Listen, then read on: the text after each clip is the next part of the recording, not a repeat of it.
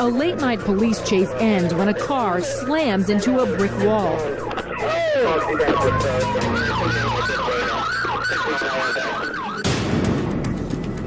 April 8, 2011, Myrtle Beach, South Carolina.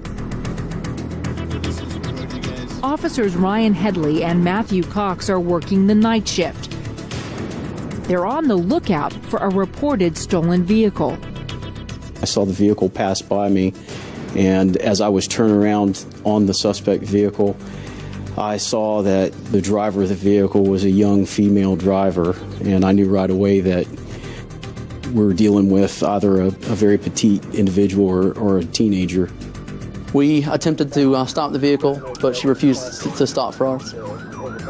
And at that time, I began asking for assistance from other agencies to deploy stop sticks and whatnot so we can get the vehicle stopped. I thought, you know, in 200 yards, she's probably going to come up, hit the stop sticks, and everything will be over, everything will be safe. Before we got to that point, she made an extremely abrupt left-hand turn.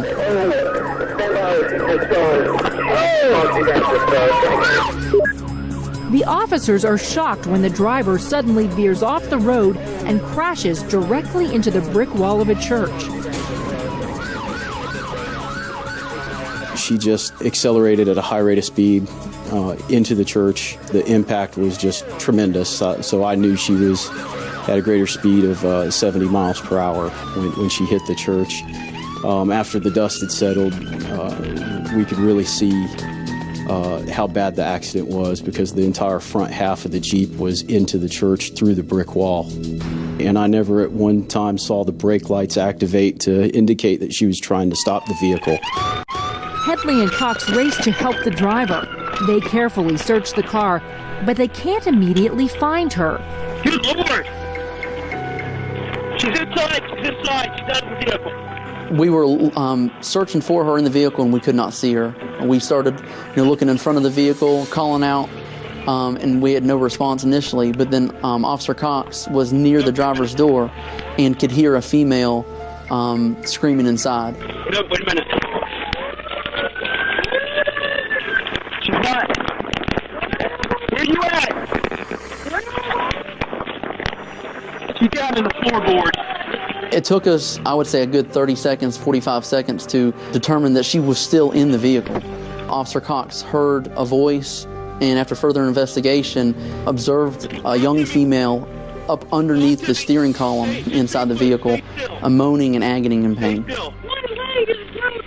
Your leg is broken? Yeah, you hit a wall going 60, ma'am. Stay still. I was thinking that the injuries were going to be severe, maybe even fatal. And at that point in time, our apprehension mode went to rescue mode. Officer Cox realizes there's nothing he can do to remove the girl from the car. She's trapped.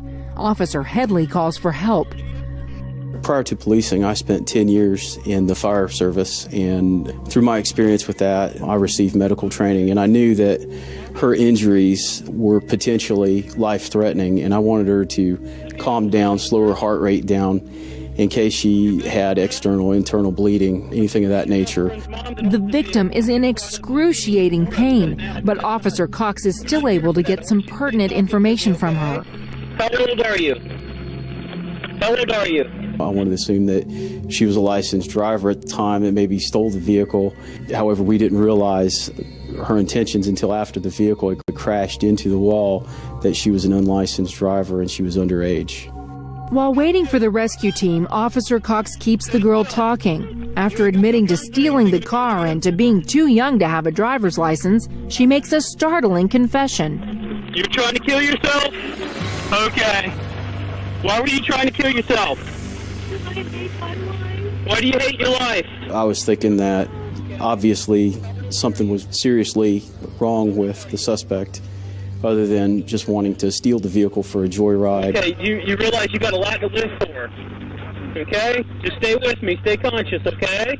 There was an issue there internally, emotionally, that kind of triggered her to do such an act. In the midst of her trauma, the victim is afraid there may be consequences beyond her injuries.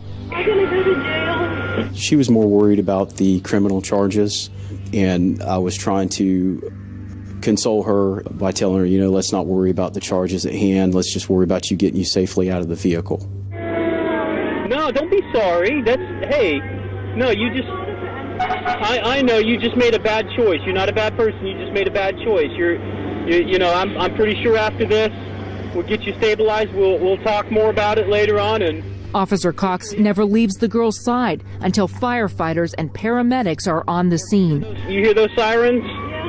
Okay, that's the paramedics coming. All right. I know. Don't be scared. They're gonna get you out of here, and you're gonna get better. Yeah, she's still conscious and alert. Okay. She can't feel nothing from the waist down. The fire department deployed the Jaws of Life and the cutting equipment, and they were able to safely get into a position where they can cut and remove parts off of the vehicle to safely get the suspect out of the vehicle. Because the girl is a minor, her legal proceedings are not made public. Though dashcam videos are often used as evidence against suspects, this incident reveals the compassionate side of police. We're not only there to apprehend, we're there to protect, and even if that's protecting the suspects, I mean, everybody needs protection, even if it's from themselves.